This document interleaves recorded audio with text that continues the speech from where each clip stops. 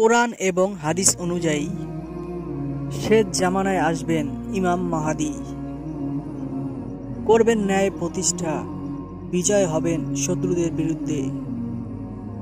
ইমাম মাহাদির আগমনের বিষয় আছে বহু হাদিস। তার আগমনে মুসলিমদের হারানো মর্যাদা ফিরবে। 7 বা 8 বছর ধরে হবে তার রাজত্বকাল। তিনি মহানবীর বংশধর। হাদিসে বর্ণিত আছে, একদল কালো দল ঝান্ডাবাহী এক বাহিনীর আবির্ভাব ঘটবে, আর তারা যোগ দেবে ইমাম মাহাদির সঙ্গে। অনেক ইসলামিক স্কলারের মতে এই বাহিনী আসবে মধ্য এশিয়ার দেশ থেকে। এরই মধ্যে আফগানিস্তানে ক্ষমতা বিজয়ী হয়েছে তালেবান। এবার এই শক্তির আরেকটি মুসলিম শক্তির আবির্ভাব প্রকাশ পাচ্ছে। তাদের কথা শুনলে চমকে উঠবে যে কেউ।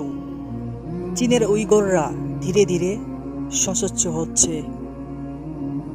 এমনকি তারাই বাশার আসাদের বিরুদ্ধে লড়াই করেছে সিরিয়ায়। আফগানিস্তানের পাশের এই অঞ্চলে যোদ্ধারা ধীরে ধীরে হাদিসের এই বাণী যেন সত্যই পরিণত করছেন। তাহলে কি এই উইঘররা মধ্য এশিয়া বা খোরাসান অঞ্চল থেকে ভবিষ্যতে সেই কালো পতাকাবাহী বাহিনী অন্যতম সদস্য? আচাদ সরকারের পতনের বিপদে অন্যতম বড় ভূমিকায় আছে চীনা বিদ্রোহী গোষ্ঠী তুর্কিস্তান ইসলামিক পার্টি। তবে শুধু সিরিয়ায় নয়, চীনেও উইঘর কালো পতাকা উড়াচ্ছে বিদ্রোহীরা। আর তুর্কিস্তান ইসলামিক পার্টির যোদ্ধাদের নেতৃত্বে আছে। সিরিয়ার পর এবার ড্রাগনের সঙ্গে কড়ায় গন্ডায় বুঝে নিতে চাচ্ছে তারা। উইঘরদের চীন নির্যাতন করে আসছে বহু বছর ধরে। তবে এবার সেখানেও মাথাচাড়া দিয়ে উঠেছে বিপ্লব। জামায়াতে শুরু হচ্ছে গৃহযুদ্ধের গরম বারুদ। সামান্য একটা ফুলকিতেই ছারখার হয়ে যাবে সবকিছু। পরিস্থিতির ভয়াবহতা আঁচ করতে পেরে পাল্টা আক্রমণ করছে চীনের বাহিনী।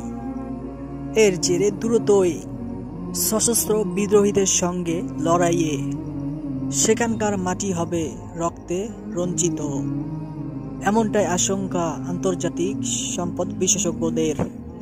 সিরিয়ায় বাশার আল আসাদ সরকারের পতনের পর 1 সপ্তাহ কাটেনি, তার মধ্যে এবার সরাসরি চীনকে হুমকি দিয়ে বলেছেন সেখানকার সশস্ত্র গোষ্ঠী তুর্কিস্তান ইসলামিক পার্টি বা টিআইপি ড্রাগন লাইন ভেঙে নতুন দেশ করার অঙ্গীকার নিয়েছে তারা।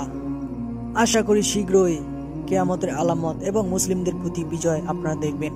এবং আমাদের আলোর পথ ইসলামিক চ্যানেলটি সাবস্ক্রাইব করে আমাদের সঙ্গে থাকবেন। ভিডিওটি শেয়ার, একটি লাইক করতে ভুলবেন না। আল্লাহ হাফেজ।